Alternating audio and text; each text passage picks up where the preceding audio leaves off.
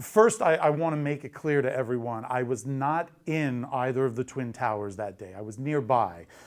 There were people who escaped the Twin Towers that day, including people above the impact zone of the planes, and I would encourage everyone to please seek out those stories because they all need to be heard, in addition to the stories of families of those who perished that day. I was in a nearby building, right almost exactly at the southern tip of Manhattan. I was high up in a room, a meeting room with a panoramic view of the New York Harbor, and we also were able to see the Twin Towers in full.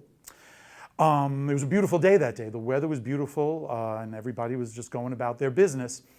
And then at one point, somebody noticed that there was smoke coming out of the North Tower. Now, that was the first building that was hit. We were on the opposite side from where the plane hit, so we didn't see a big hole or anything. All we saw was a lot of smoke. And then when someone found out, maybe by checking the news, that a plane had hit it, we all kind of assumed it was just a small plane, a two-person plane. Maybe the pilot had a heart attack or something. Now, that would have been bad enough. But so, you know, we all kind of watching it and then just kind of returned to doing what we were doing, figuring people were going to take care of it. I forget how much longer it was for the second plane, but it wasn't that much longer. I was facing, the window was here, I'm facing this way. There was one person over this side facing the window, and he jumped up, and he obviously saw the plane. We all turned this way. When he did that, I felt the explosion in my chest, and all I saw was that gigantic orange plume come out the other side of the building.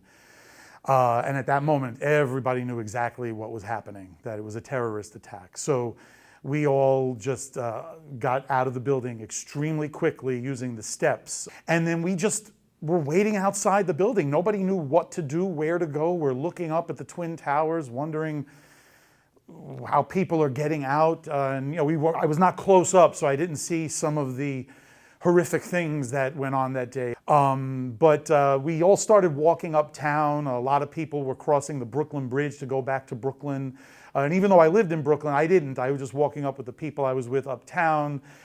And then all of a sudden we heard a tremendously loud sound. And at that point, the Twin Towers were behind us. And we looked back and just saw the tremendous amount of smoke, that huge cloud, and only one building was left. And we couldn't believe it.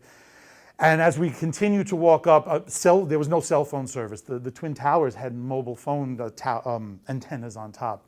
Service was out, but there were a lot of cars that had pulled over, and they had their windows and doors open, playing the news loud. We were all just numb. I mean, and then eventually, I think by the time the second tower collapsed, we were quite a ways away, and we didn't have a sense of how many people were in the buildings when it collapsed until we really saw it on the news, and you know, that day, days later, and we got the full accounting of both the civilians and the emergency personnel that were in the buildings at the time. But you know, it was just a tremendously, to say it was a sad day, that doesn't even do it justice. But it was a sad day. And again, I don't say that to minimize the utter grief that many thousands of people felt directly, but it was just to even go about your business after that it was surreal. It took a very long time to have any sense of normalcy. And I would encourage people to watch the documentaries or seek them out online.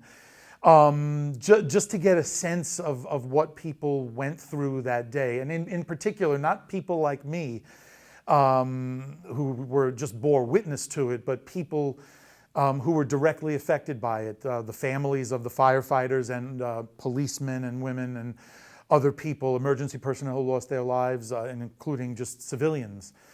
And people, like I said earlier, who escaped from above the impact zone. Some of those stories were absolutely harrowing, and it should be heard.